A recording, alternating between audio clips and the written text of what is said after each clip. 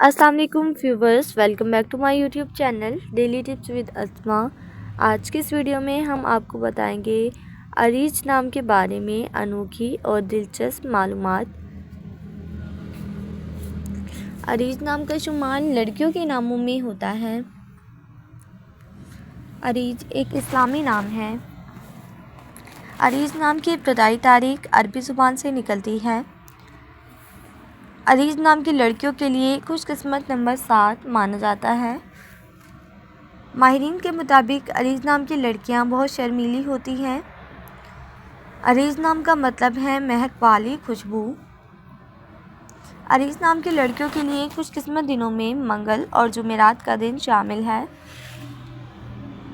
अरीज नाम के अफराद के लिए मुवाफिक रंगों में सुर्ख और बनफशी रंग शामिल है। अरीज नाम के अफराद के लिए मुवाफिक पत्थरों में रूबी पत्थर शामिल है। खुशकिस्मती वाली धातों में हिंसों के हिसाब से तांबा और कांसी शामिल है। फ्रेंड्स, अगर आप अपने नाम का मतलब जानना चाहते हैं तो कमेंट बॉक्स में अपना नाम लिखें। इंशाल्लाह हम आपके नाम की वीडियो ज़रूर बनाएंगे। Thanks for watching. अल्लाह हाफिज़।